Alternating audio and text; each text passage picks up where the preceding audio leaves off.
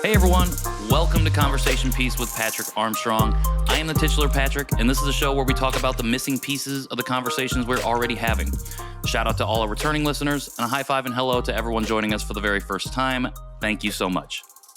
For too long, adoptees have not been the authors of our own stories. That's changing, and this month we're joining Discourse to be part of that change. Together with BIPOC Adoptees, we are reclaiming our narratives by honing in on specific areas of the BIPOC adoptee experience that need to be amplified right now. This is a brave space for adoptees to share with the world what we know is needed both inside and outside of our community. These are the BIPOC Adoptee Conversations. My guest today is a transracial adoptee, actor, writer, poet, advocate, and activist for the rights of British East and Southeast Asians, and a founding member of Beats.org, one of the 106 Hong Kong foundlings brought over to the UK during the 50s and 60s. She is also an advocate for the voices, lived experiences, and expertise of transracial adoptees. It is my honor and privilege to welcome Lucy Sheen to the show. Hey, Lucy, thank you for joining me. Hi. I really appreciate, again, as I said before we hopped on here, you giving me the privilege of your time, your story, and again, your expertise and the work that you've done and what you feel like is missing from this conversation around the BIPOC adoptee experience. And for folks who may not know who you are and who are listening to the show right now, do you mind sharing just a little bit more about yourself? Not at all. I'm, as you said, an actor and a writer, and also now a filmmaker. I came quite late into the whole world of, I suppose, what you would call adoption politics, quite late on in life. And that just launched me into rethinking about my sort of position in British society, not only as being female, but also being a person of colour and also an adoptee, which is kind of sort of strikes me as a double whammy. So, and it was from that it basically influences a lot of the creative work that I'm involved with and interested in, particularly in terms of narratives and where and who gets the right or not to actually tell those narratives. I did do for a short while a bit of, I suppose you'd call training work for prospective transracial adoptees. And I stopped because it seemed that everything was up the wrong way. I was being brought in at a stage where sort of the contracts have been signed, and I was telling these people who I'm sure had the best possible motives at heart, asking them to think about, do you know the social and cultural and racial politics of the area that you're bringing this child into? And a look of complete and utter fear and, sort of, if you've never actually had to think about where you are placed in society, then it must come as a shock when you get somebody that looks like me coming in and saying, hey, have you thought about this? Right. What plans have you in place to basically tutor your child and yourselves in the culture from which they come from so that you can speak to them in their native language and do that for as long as you deem necessary for the child. So all of these things, for me, it's a no-brainer. These should all be done before you even get to the stage of looking at paperwork. So true. And I think that's where I come from the advocacy and activist side. And also, sort of the, I'm sure it's the same across the pond, but this idea of experts, particularly when it comes to matters of race and culture, always seem to me to be not predominantly academics who tend to be male, white, and middle class. And over here, they're usually Oxbridge educated.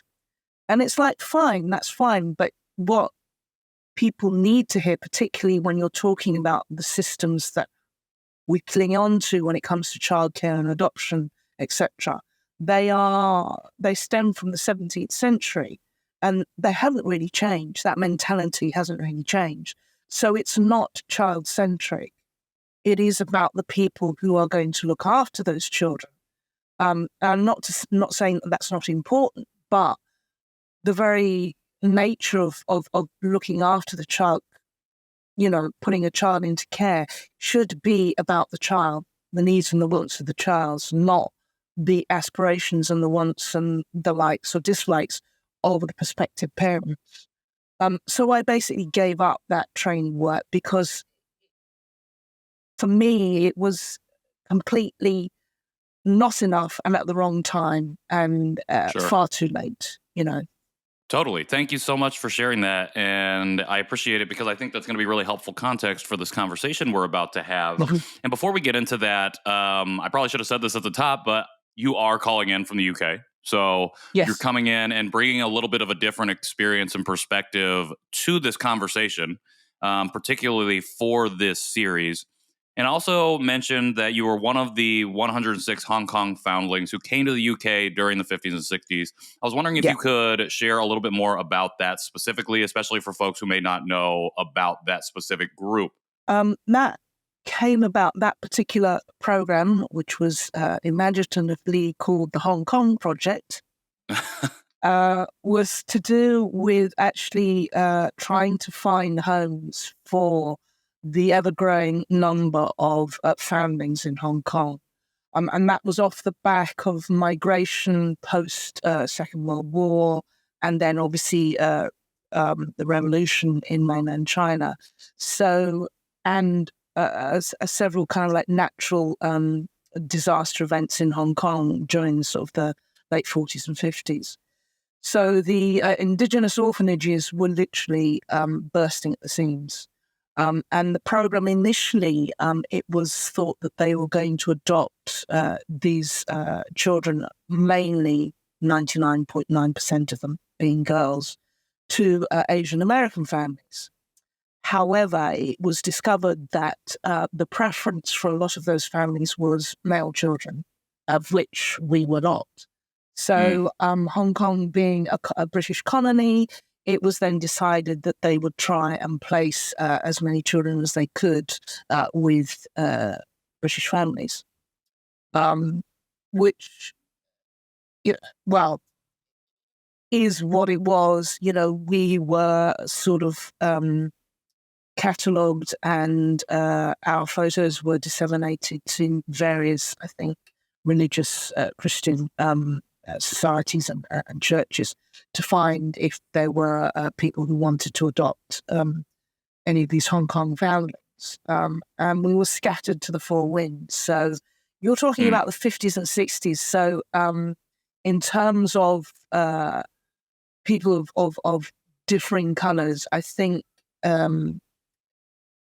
probably was the only sort of colour at that time that was present and had sort of established themselves in terms of coming over from Jamaica and the islands to fill in the positions that none of the indigenous people wanted to work in, i.e. bus conductors and all the rest of that, and train drivers.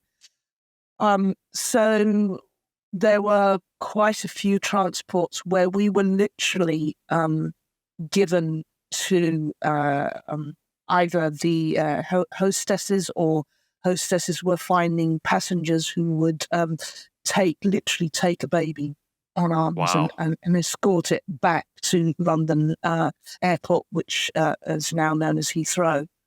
And we were literally picked up as you would a parcel from a post office, and went off with our new families.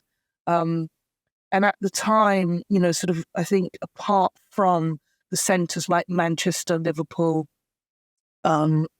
Swansea, Newcastle, you didn't really see that many East Asian, Southeast Asian faces in the general populace. So I grew up in a place where it was pretty well much only me and an Indian restaurant was it.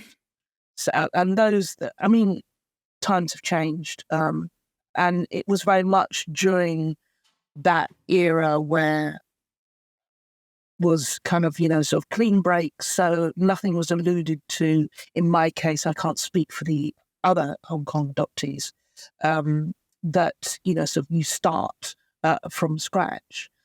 I can laugh at this now, but, sort of at what point did they not realize that I wouldn't notice that I didn't actually look like my parents or anybody else around? Sure. So, the Chinese elephant in the room, as it were. So, which is quite funny. Which is quite funny now, but at the time, obviously, it's not. And the view towards race, particularly in the UK, towards sort of China and anybody from East Asia, has always been a very peculiar sort of attitude, and one that is predominantly negative. So that is sort of where I come from. 2008, I was contacted by an organization that was wanting to do research on these 106 adoptees. And I said, yes, I would sort of join in that. And I think I met 98 out of the 106 Oh, wow. Hong Kong adoptees, which was a very weird experience. Because, I was going to ask, what was that like? Well, it was very odd in that it's the first time I have seen so many East Asian faces, but with varying different UK regional accents. Sure. Which you just don't. I mean, I know it exists, but you just don't. Culturally, in this country, you just don't see that. You just don't. It's like baby pigeons. We know that they exist, but you never see them. Sure. So that was really odd, and nice in some senses. But I also found it quite sad in that obviously we all came into the country pre-internet, pre-mobile phones, and all the rest of that. So I think we probably all knew that there were other people like us that existed, but how would you kind of connect with those people? Where would you go to kind of actually find that? So that was kind of like quite sad that we had sort of missed out on actually being able to find each other. But it was an enjoyable but very strange sort of a feeling to be in this room with so many other people that had this one thing in common. But then on the other side of that, which people of colour and adoptees get the same thing, is that you must know every other single person that looks like you. If you're Korean or if you're Hong Kong, of course you must well know, sort of, and that is also something that you're kind of like sort of burdened with, as it were, sort of. And as one of the adoptees said to me, she probably has more in common with people who cycle because that's her passion than she does with some of the other, sort of adoptees or transracial adoptees. Yeah. Thank you for sharing that. I feel like a burden is an apt way to describe it because I've had similar situations where it feels like I'm supposed to know all these people and or understand and know their experience when at the end of the day, like, you have to be able to sit down and have a conversation, multiple conversations before you can really get to that connection. And while in the adoptee community, it is like you meet another adoptee or multiple adoptees and you can feel a lot of resonance. It isn't just like, it doesn't always just click in that way. You got to be able to build community. It's not that you can find community, but it's something different to be able to build that. Yeah. Together with other folks. Are you still in touch with any of the adoptees that you met? One or two. I mean, I think it's a very odd thing. For me, obviously one's personal experiences kind of shape how you sort of navigate the world of adoption. And I find it particularly tricky. And I did come across quite a few that I term born-again adoptees, which is, adoption is the greatest thing since sliced bread. They are very much forever family, the fairy tale ending. It's transformative, which, don't get me wrong, it should be. But my experience and having met other adoptees who are willing to speak out, the majority of them, it is not the positive experience that the PR and the, sort of the advertising would have us believe. Right.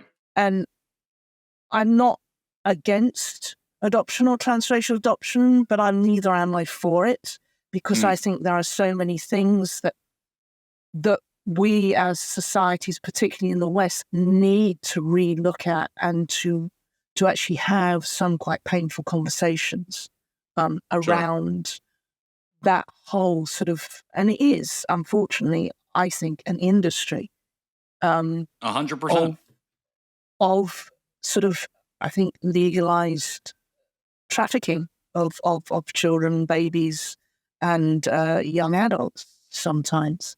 And no one likes to be told that they're doing it wrong, or what they've done is in the past is less than admirable. But I think we are in a time when we should be talking about those things, because we know a lot more, and therefore now we know what we know, we should be putting that into action.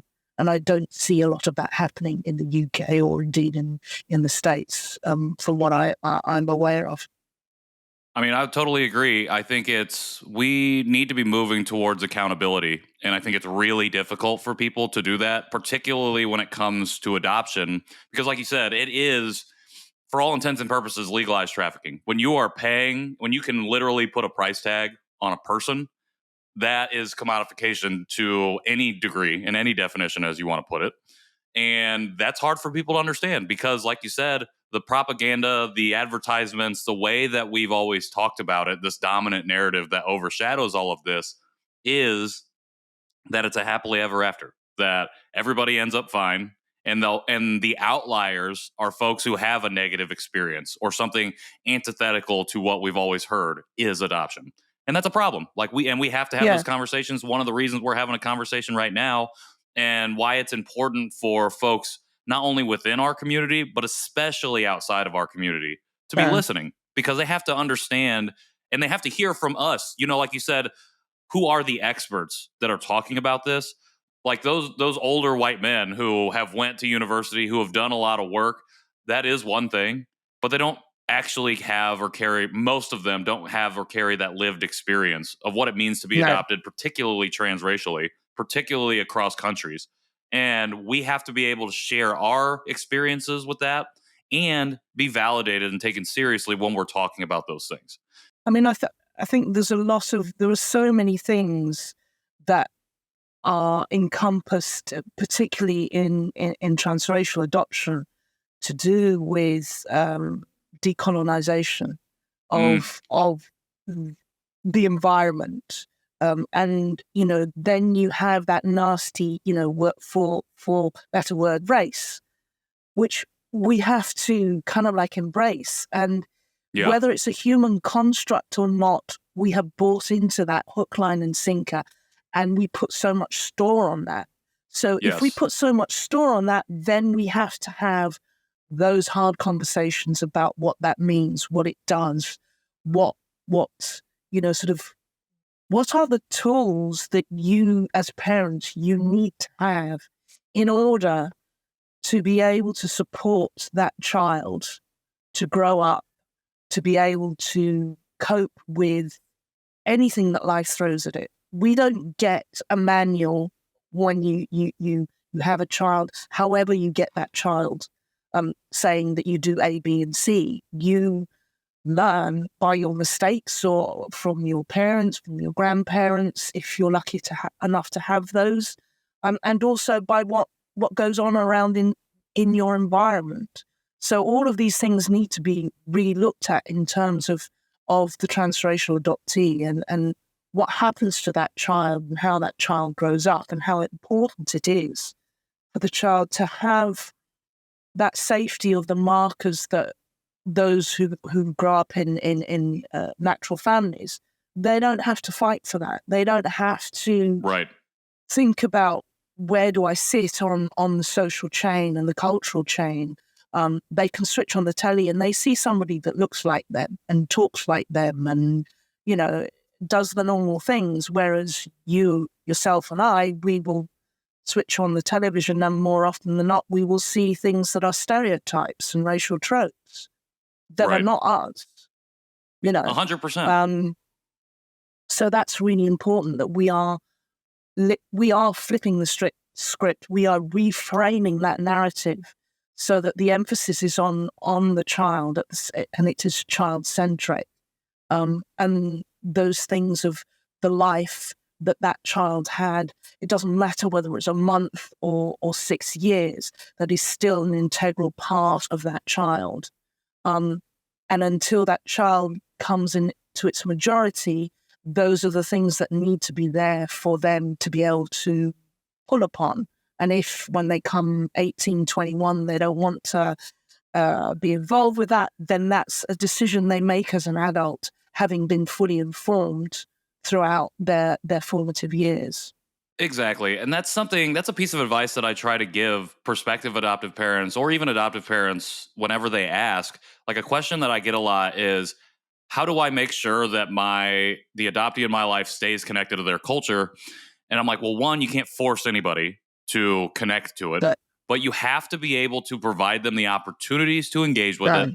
And you have to actively be engaging with it yourself, and not from an appropriative manner, but from a manner of appreciation. And I think that distinction is really important, because people think, oh, I throw on like a hanbok or something from Korean culture, and it's like, okay, now it's like, I'm doing it now. Don't you want to do it too? And it's what I call the sort of the dragon and lantern kind of like mentality over here. You take them to a couple of dance classes where they can wave a fan about and listen to kind of like cod Chinese music, and that's fine. That's their culture. And it's not, and it takes an awful lot of work if you have no sort of background in that. So it's not just about the child. It's about you as a parent. Yes. And that's your investment. That's your commitment. That's your unconditional support and love for that child, is actually being able to have at least some of the answers, or being able to show that child where to go if they want to take things further. But you have to do the groundwork first. You can't expect other people to do that. And in this day and age, there is no excuse, really. Right. And that's the thing. And like, especially for older adoptees or adoptees who came about, like in the 50s, 60s, 70s, I'll even go up to the 90s when I was adopted.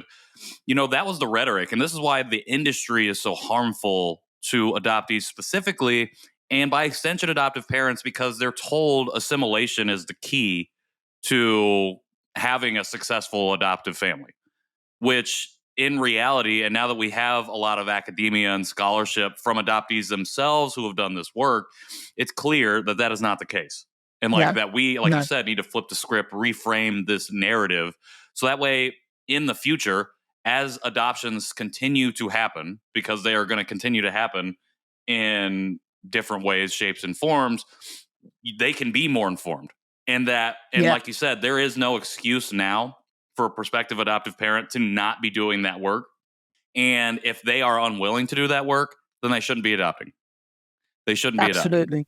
I mean, it's a tough gig to be a parent at the best of times, but to take on a child of difference, it is an entirely different thing, and I think it's underplayed, I think, all the time, in terms of, it's being ingenuous in some senses. It's a quick fix. You can choose the baby or the child that you want. Right. And it's easier and quicker to do it if you go to certain countries. Right. Because you can do that. You can fill in the forms and it's much easier, and it won't take as long. And that is, it is like going to a store and then saying, I want that child in that color, with that. Thank you very much. I'll pay you that, and off I go. And Right. that's my family. It's That's literally, been they proved, literally but had catalogs, like a J.C. Penney's or something, and like you just flip through and you're yeah, like, and then that was when proxy adoptions were the norm, and where you didn't have to go to the country of origin and no, learn, at least immerse yourself in the culture for even a week, 2 weeks, whatever it is. You could just, yeah. like you said, it's a quick fix. So just like pick the person out, here's my check, and all right, off we go to our new family and our new life. But then that's sort of, it's framed within that Eurocentric Western ideal, isn't it? Of Yes. West is best and what is good and superior. I mean, there is still the attitude which drives me nuts of this kind of like pseudo Christian, we are saving the child. And Yes. my answer to that is, from what? Right. If you want to save the child, then you invest in the country so that they have the systems and the wherewithal to look after their orphaned or children that need to be cared for because the natural parents, for whatever reason, can't. So if you're that invested in wanting to help and save children, then invest in the countries so that they can do it themselves. This is Exactly. not a pick and mix. We are not objects. We are human beings. And so adoption is for life. It's, it's not something that you can just decide to kind of like forget about. Although, sort of some of the horrendous cases that, you hear of adoptees being returned because they're found to be too problematic, or there were problems, or they have health problems which weren't disclosed when they adopted them, and they've just put them on flights and sent them back, which is horrific. It really is. And that's something I've been talking about a lot lately or over the past couple of years actually, is that the reason that the narrative is what it is because the question that we're supposed to be asking ourselves is, why is anyone ever in a position to have to give up their child in the first place? And when we ask ourselves that question, we have to then acknowledge the systemic issues at play, like poverty, classism, just generalized capitalism, that cause folks to be in the position that they have to be like, the best option is for me to give my child away. And that's a problem. And we don't want to do that because, again, we don't want to be accountable to those systemic issues because we live in a society of comfort, or a society of privilege that most of us can be 1 or 2 steps removed and don't have to worry about any of those problems, any of those systemic issues. It tends to be reframed, and this was something was said to me a lot when I was very young. Well, when I started being annoying and asking questions, it was that sort of your parents didn't want you; they just literally threw you away. And obviously, that sort of people do things for all sorts of different reasons, but I'm a firm believer that to make a decision like that, even if you do it half-heartedly and you do it quickly because you know that once you make a decision like that, you can't take it back. Right. The position that human being has to be in, or that family has to be in, must be so extreme that, sort of, you must be so desperate to even consider something like that, or you are coerced, deeply coerced into doing that. And we don't want to think, the West doesn't want to think about things like that, No. sort of, because it's all love and light and so if we're doing a good thing, they don't want to actually look at the dark underbelly of the reasons why adoption comes about, whether that's transracial, national, or intercountry. Sort of many of the reasons, for people giving up that, for women giving up their children are deeply disturbing, and we still find it very difficult to kind of like take that on board and talk about it. And we need to, be talking about that. Well, again, it's like you holding up a mirror to yourself. And at the end of the day, the individual isn't necessarily responsible for all of the systemic issues, but you have to be able to recognize how you've played into this industry or the system and what your part is in it. Because when you can see that reflection, then you can start to ask those harder questions because you're giving yourself the opportunity to recognize within yourself the role that you play. And then by being self accountable, you can start to move a little bit more deeply into that conversation and have those tougher thoughts, those tougher conversations, that more difficult realization of, oh, there's something off here. There's something wrong here. Yeah. We're already 30 minutes into this conversation, and the whole point of the series is to address, what piece is missing from the BIPOC adoptee experience. And I think we've covered a ton. So I want to ask you specifically what you feel like out of maybe anything that we've talked about, or if there's something different or something else that you'd like to add to what you feel like is missing from the BIPOC adoptee conversation that we really need to be talking about. For me, I think there are two things that are missing is the actual adoptee themselves, and being able to actually voice their experience, their lived experience, and not to be, gaslit or shouted down. The second is sort of society as a whole, actually having the conversations that we've been talking about honestly and openly. It's going to be difficult.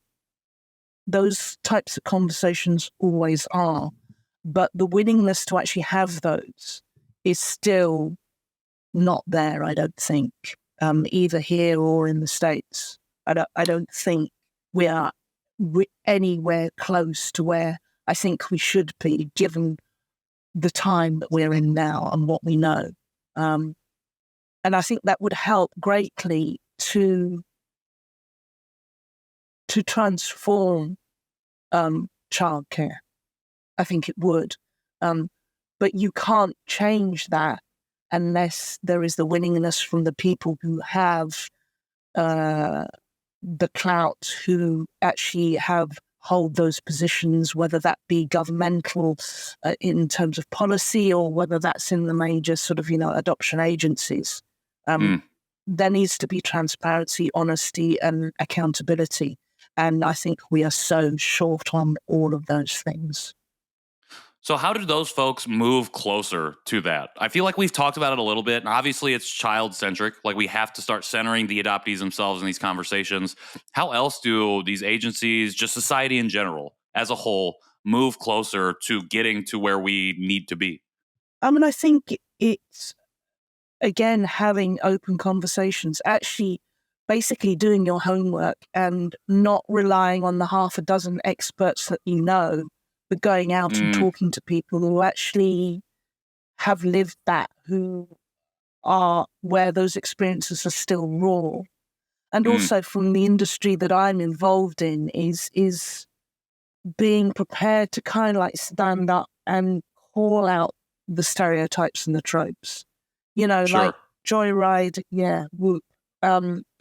For me, look, it's half a dozen one and six of the other. It's great to see, sort of Asian faces on screen, as it should be. But beneath that is the old kind of like narratives being regurgitated and repackaged so it is palatable for the general market.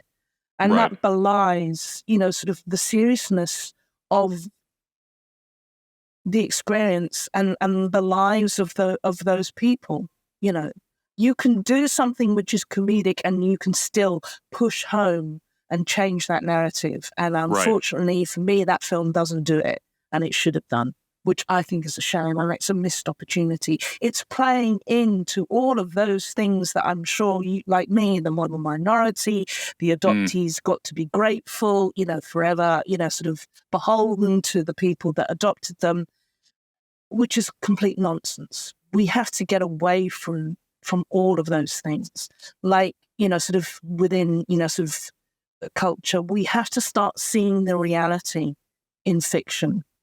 That has to start representing and reflecting the reality of what it means to be a citizen who is transracially adopted, who has, sort of dual heritage or tri-heritage, and what that means, particularly in this day and age, particularly post, George Floyd and BLM. There are so many things, good things that came out of that. And we now need to see those being placed in to the policies, to the government, to society, and how we as communities actually relate to one another. Right.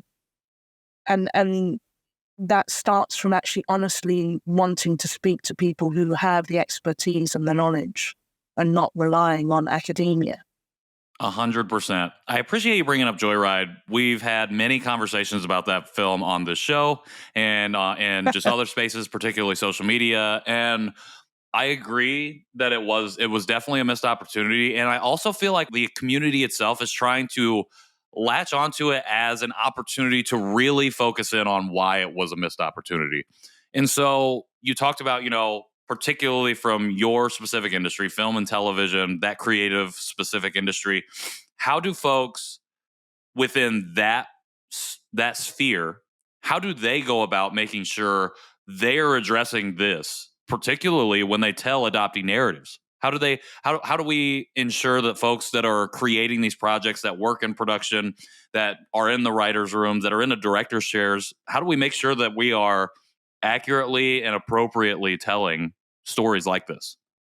It's a long road. It's the same process that you do that the Black community has had to do, that the British East Asian community is now doing, which is you have to stick your head above the parapet and you have to start calling out this nonsense.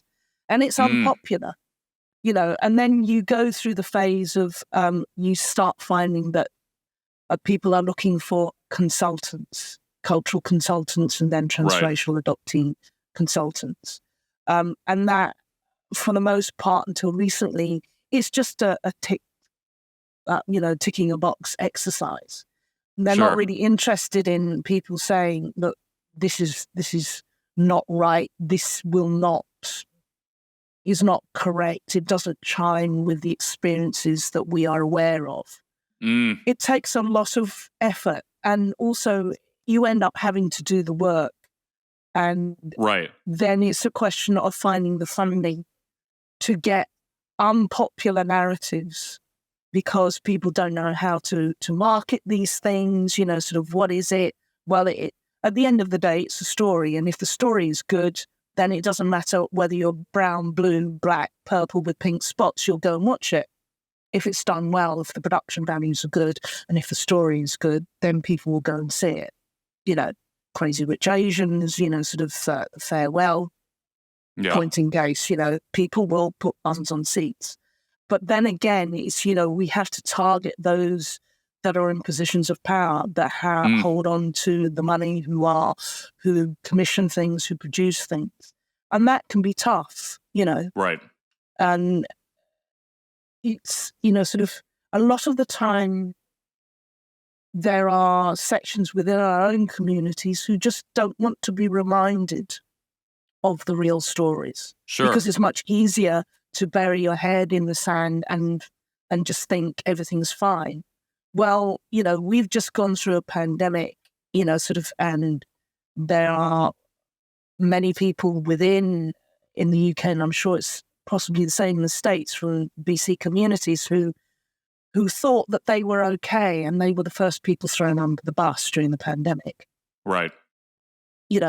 And it's part of that thing for me, have we gotten to this stage as, sort of citizens, that we lack so little knowledge of ourselves, and we are so de-invested in what we are, that we would throw ourselves under, that we want to be something that we are not, that we want to be honorary white. We're not. Right. We need to learn to be proud of what we are, of where we come from, of who we are, and how we contribute to the societies that we are in, no less than anybody else.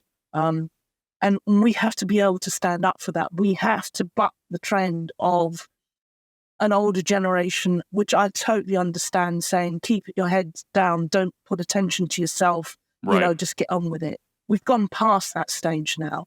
We are who we are. We are here because of our ancestors, and that will always be the case, and that's something that we will always be proud of, or should be proud of. But we exist in our own right, and we are who we are. And we need to not be afraid of standing up and shouting out and calling nonsense out when it happens, whether that's internal, sort of prejudice or external prejudice. We're asking for allies, so we have to do the same. We have to be as equally, inspective and sort of critical of ourselves internally as we are of those external. You are preaching to the choir right there, because that's what we need to hear. And you're absolutely 100% right.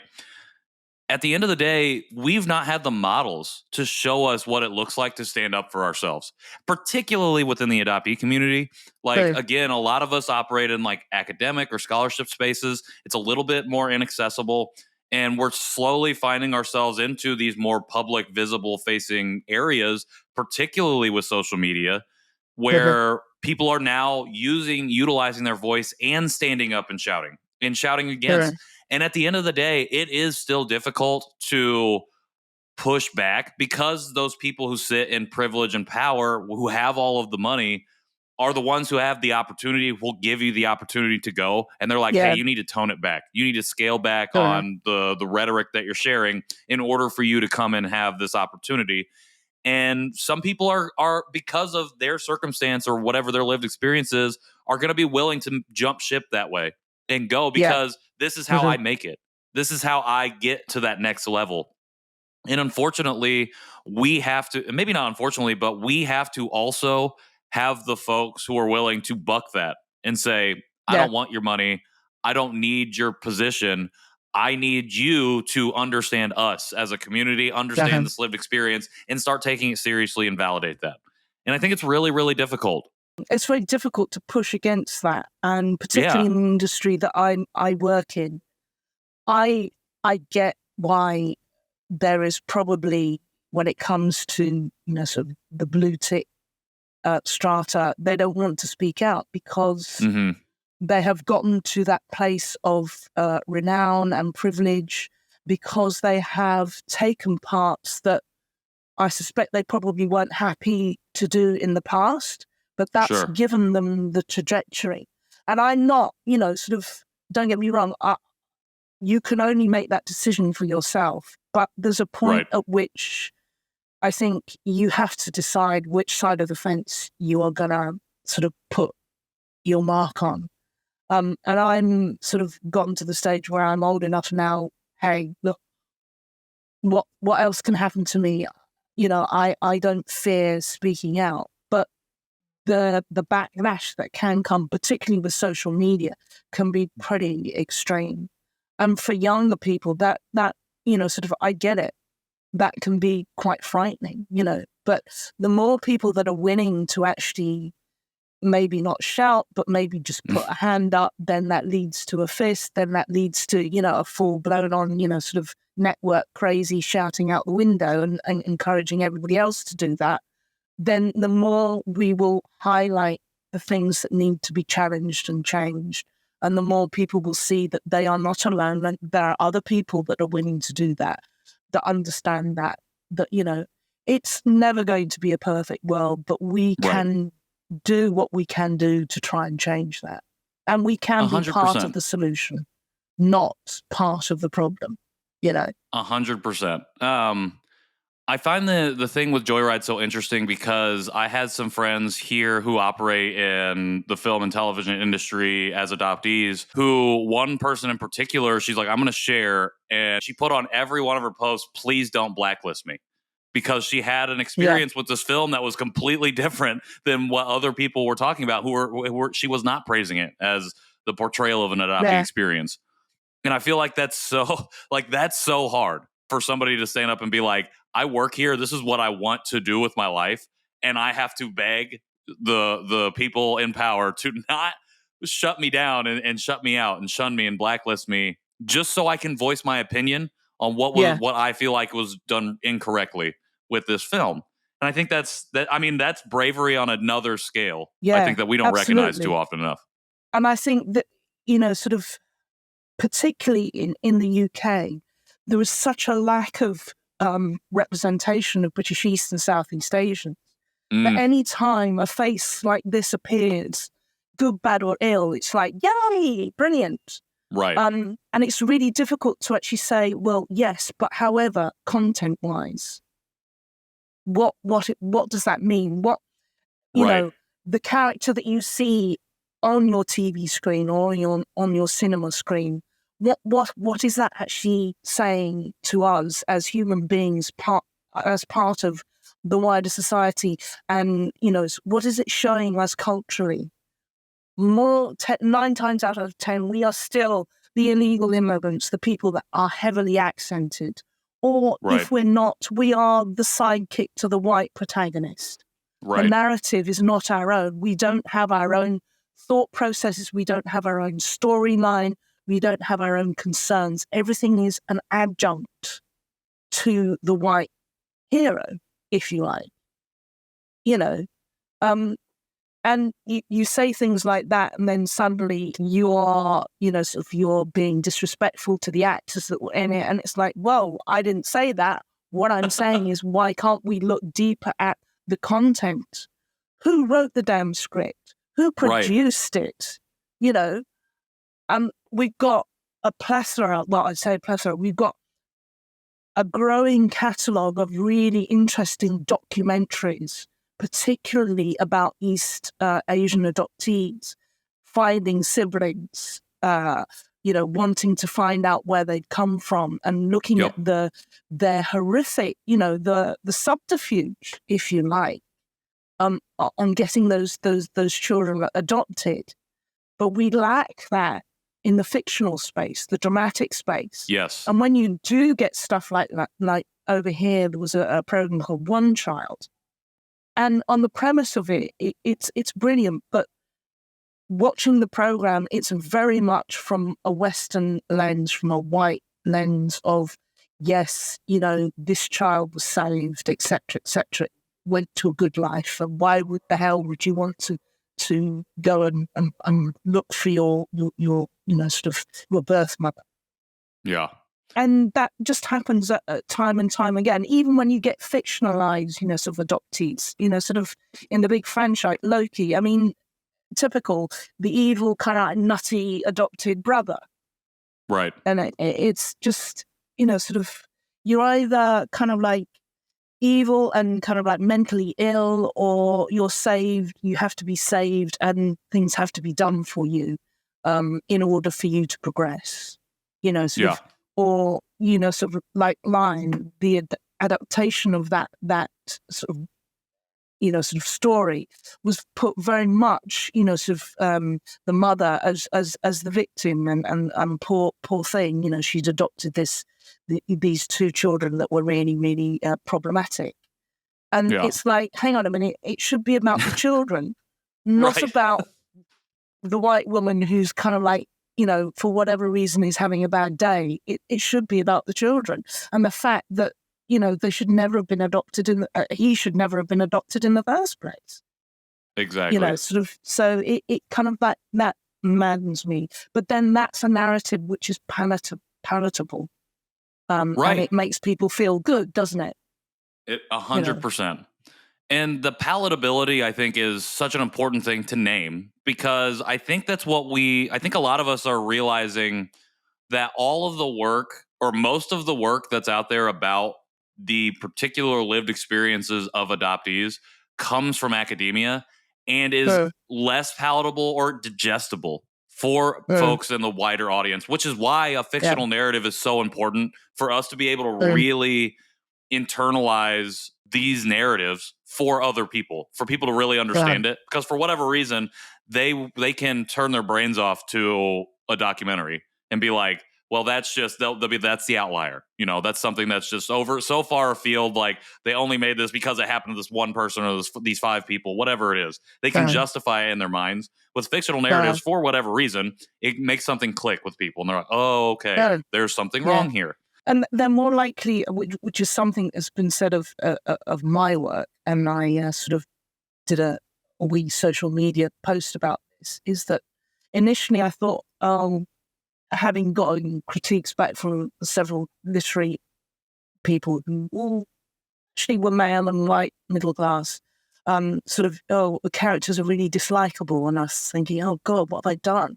And rereading what I've written, I came to the conclusion it's not that they're dislikable, it's they portray a personality, a side that they don't want to hear. Right. The adoptees are not supposed to be outspoken. They're not supposed to have these feelings. They're not supposed to be, they're not supposed to question the wonderful life that they've been given.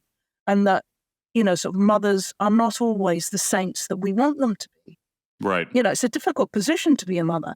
Particularly in the West, you put them up on a pedestal, and as soon as, sort of women say, oh, I don't want to have children, then they're demonized. You can't say that because you should be maternal. That's your whole raison d'etre, isn't it? And that, sort of not all mothers who adopt are the saints that we would like to think, unfortunately, because we're dealing with human beings.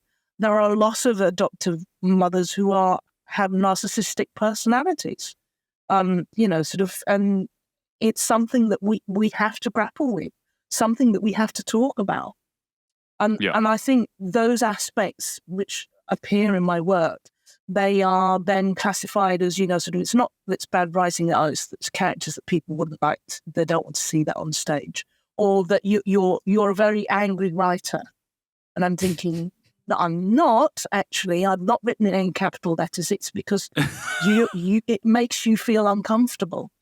Right. That's what it does. It makes you feel uncomfortable because you've been told that all adoptees are subservient. They're always grateful. They're forever beholden. They will always do what the parents want them to do, even when they're adults. Right. Which is not the case. 100%. We are not blank sheets of paper, that you can write upon. No matter how young you are when you're adopted, you are not that. No child, whatever, wherever they come from, is a blank sheet of paper. Yeah, and I think it's like we have lives that happen prior to our adoptions. Even if you were adopted 3 months, you still have 3 months of history. And not only that, you have an entire history biologically that extends backwards that you will now have no access to, because that gets wiped away. And at the end of the day, it's still there. But for whatever reason, for many reasons, we are not allowed to have that because they want us to be the blank slate, because we are now imprinted upon as in westernized ways, as American or as British or wherever you end up. Whatever. Yeah. And they want us to remain perpetually children. Yes. And they treat us perpetually like children. So you are told you don't know what you're talking about, or you're mentally ill for actually basically saying something that is anti-adoption. Well, and again, in general society, they know folks who are like the common response is, well, my brother's uncle's nephew is adopted, and they're just fine. They don't have any of these problems that you're talking about. And it's like, well, one, why are you talking for them? And two, I would love to talk to that person just to hear about their experience, because it might be wildly different than what you think it is and what you're telling me that it is. I mean, I think, it's that thing that we were talking about earlier, that there is no one story that fits every single transracial adoptee or adopted person. We are all unique, and our experiences are framed by so many things. But I think there is a common denominator for most adoptive people that I've come across, and that is the thing that is missing. And it is maybe a thing that you can never put a finger on for transracial adoptees. It is the lack of that continuance or understanding of your heritage and your culture, that gap in your sort of, DNA of identity. For other adoptees, it is always possibly most common the sense of not belonging or being different, even if they look the same. It's that 100%. that discomfort, isn't it? Knowing inside that there is something that is slightly off. Yeah. I think you've just nailed the missing piece of this entire conversation forever. Is that I like the way you described it, the lack of continuance or understanding of your history, your culture, your lineage. Like, Right. 100%. We all, because that is the one thing that really we all share. Because, like you said, no one story can encapsulate everybody's No. experience. Even if you're adopted to the same family, you are like my younger sister, also adopted from Korea, not biologically related to me. We grew up in the same household, a year and a half apart, like wildly different experiences, wildly Yeah. different relationships with Oh. adoption and our coming to consciousness moments. And people want to generalize that because they don't want to talk about what we lost in the process. And if we start to address Yeah. that, we can gain that greater understanding, not only as adoptees ourselves, but for general society, for people outside of this community to really Yeah. understand what it is. And Yeah. like that piece right there is something that I share with my friends who are not adopted. And the first thing they say is, "Oh yeah, that actually makes a lot of sense." And it's Oh. because people get like, "Oh, I can look back at my history. I can access this if I want to." And my parents can tell me. Like, they don't just have the story of, well, you were given away because they couldn't take care of you, or you were just thrown on the side of the street, or you're left at the fire station, or whatever it is. Like, we don't have that, and they have that. And when they realize, oh, other people don't have that, I didn't realize, it crystallizes for them, oh, there's something off here. We are the Frankensteins, aren't we? We are cultural Frankensteins. We operate in that no man's land between two very distinct cultures. Yeah. And, sort of, I use that phrase because I think it's apt in terms of the monster is all of the things that you shouldn't do, that you Right. that you may want to do, but you shouldn't do. And I think adoption, transracial adoption, is very much a Frankenstein. It's a great ideal, but the actual practicalities of doing it, the actual knitting together of things that don't go together, is possibly just because you can do it, maybe you shouldn't, and we are left in that no man's land between two identities. And it takes it took me over half a century to come to terms with that. And I am now incredibly comfortable in who I am. And more importantly, I think it is who I am not. Sure. And that makes other people really uncomfortable because, they don't like that. They don't. But that's their problem, not mine. So, Exactly. Exactly. Not our problem. It's their problem. I can see why you work in the Absolutely. area that you work in, because you paint these really vivid pictures. You use incredible metaphors. And I'm out here just like, okay, I need to incorporate a lot of this language into the way I talk about adoption. I think this is beautiful. And Lucy, I really appreciate, we're already in an hour here. It feels like we've only been talking for 20 minutes. We've covered so many things. And you've given us such an education, not only myself, but the audience listening right now, about a ton of different things. And, we actually even did get down to this common denominator, that key missing piece for adoptees themselves. And I think it's really important for us to be able to learn from folks like you, who have a unique, not only lived experience, but a unique perspective on the experience of what it means to be adopted, and the way that you're able to talk and frame these things, these concepts, these ideas of how we have that conversation and what we need to do to move forward is so, so important. And again, when we do this is labor for us to educate other people, to even have this conversation, to go through, to share this knowledge so people can learn. Is there anyone right now that you're learning from? Anybody that's inspiring you at the moment when it comes to shifting, reframing, thinking differently, developing new perspectives on this conversation or others? I've just finished reading Michael Holding's book, Why We Kneel, How We Rise. And I think it's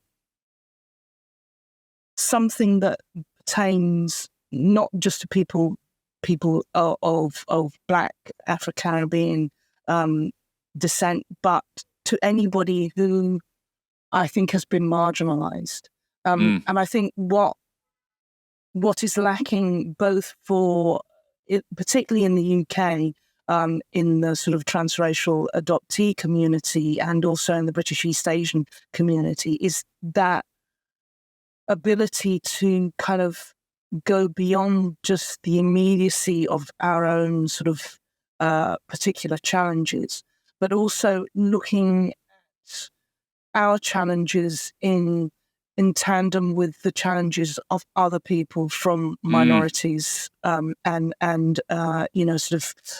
disenfranchised groups within society, and learning lessons from that, and knowing that collaboration and allyship doesn't mean that you lose that sense of who you are and that uniqueness, but that actually being able to join hands, the greater the group, the more the power you have, 100%. and actually taking, a leaf out of, the civil rights movement and looking at the variety of people that were central to that movement, not just people of Black heritage, but people of Asian heritage as well. And it's amazing that, particularly over here in the UK, we are not sort of immediately privy to that history, and we should. And I think that's a leaf out of your country's book. This is where we should be heading for. This is our power. This is our strength.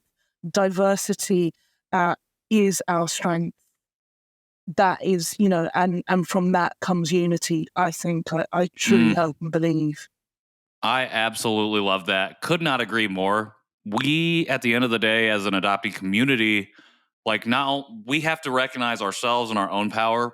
And then when we realize that, find our community, like you said, we have to be able to see and recognize that we are just part of a larger fabric of community and people, that at the end of the day, we all need to move together in solidarity, in tandem, to be able to reach what we want to reach, which at the end of the day is freedom. True freedom and liberation for each of us. And that's a big, lofty goal that America likes to hoist up on a flag and say, oh, we were already here, when at the end of the day, you can look out on the street and see that that's just not true. I mean, I think it was Obama who said building roads to nowhere and monuments of nothingness.